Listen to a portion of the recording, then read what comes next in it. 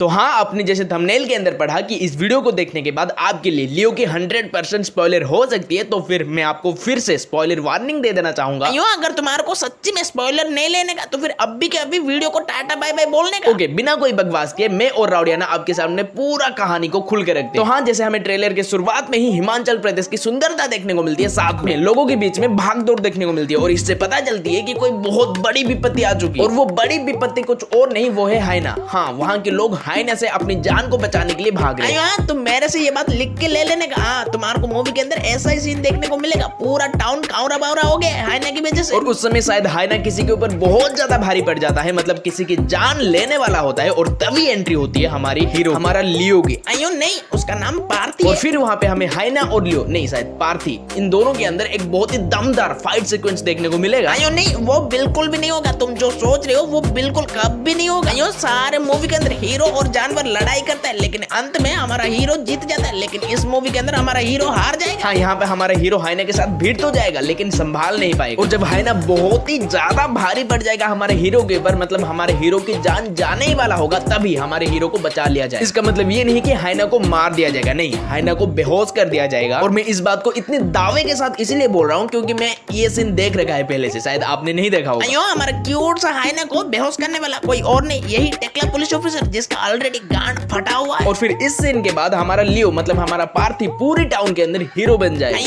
काई को क्या पूछ रहा है? जब सबका गांड फट रहा था हमारा हीरो चला गया हाइना का गांड फाड़ने के लिए। और फिर आगे ट्रेलर के अंदर हमें ये साइको देखने को मिलता है, और इसकी डेडली स्माइल से पता चलता है कि ये कितनी हरामी लेवल की साइको। और शायद इस साइको को सुपारी मिला होगा, या फिर ये साइको सच में ही उतनी गंदा लेवल की, उतनी घटिया लेवल की साइको होगा जो कि किसी रीजन की वजह से हमारे लियो के साथ भिड़ जाएगा, वो भी लियो की ही कॉफी शॉप के अंदर। तो बताने को भूल गया, हमारा पार्थी कहाँ, हिमाचल प्रदेश में एक मस्त कॉफी शॉप है जहाँ पे मस्त कैपेचिनो मिलते हैं। हाँ, मैंने ट्राई किया था, मेरे को मस्त लगा सही में। लेकिन तुम कभी नहीं जाने का वहाँ पे।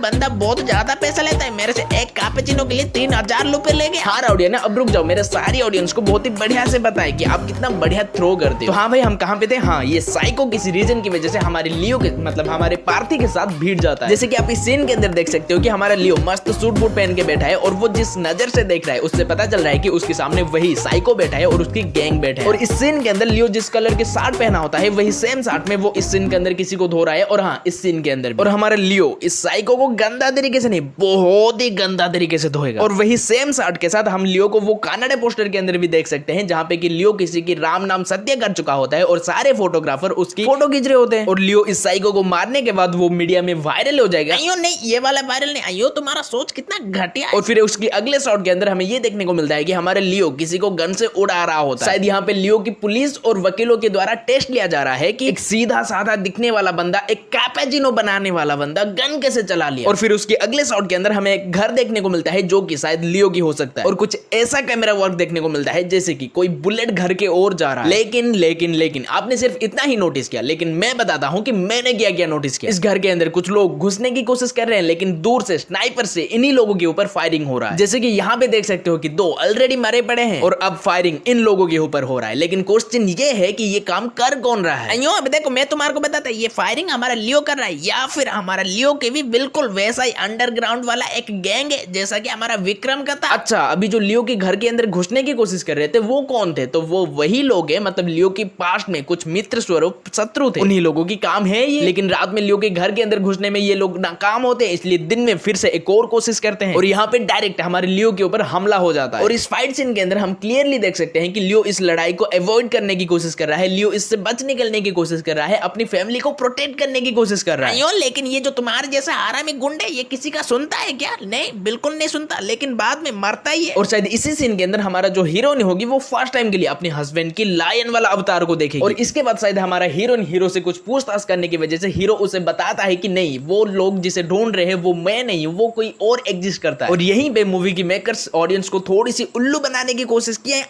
लेकिन हम उल्लू नहीं बनेगा, हम कट्टर वाला फैन है, सभी को काट डालेगा साला। शायद बहुत ज्यादा परेशान करने की वजह से हमारा लियो मजबूर हो जाएगा अपने पास्ट के बारे में बताने के लिए अपनी वाइफ से, और वहीं पे हो जाएगा इंटरवल। और इंटरवल के बाद हमें देखने को मिलेगा लियो का पास्ट वाला स्टोरी, लियो कितना बड़ा गैंगस्टर था, किन लोगों के साथ काम कर रहा था, क्या काम कर रहा था, कैसे काम कर रहा था, कितने लोगों को मारा था। अब देखो, अगर पास्ट की स्टोरी भी मैं आपको डिटेल में बता दूं तो फिर आपके लिए वो 100% नहीं 110% स्पॉइलर हो जाएगा। इसी वजह से पास्ट का स्टोरी पास्ट में रहने देते। अब अभी प्रेजेंट का देखता है ना। अब देखो ये जो एंटोनी डास है वो पहले से लियो डास के साथ कई सारे काम कर चुका है और अभी शायद वो लियो को फिर से अपनी गैंग के अंदर लेना चाहता है या फिर लियो से किसी चीज की बदला लेना चाहता है। इसीलिए एंटोनी डास लियो को अपनी अड्डे में मतलब तेलंगाना फिर से लाने की कोशिश कर रहा है। वो कैसे लाएगा?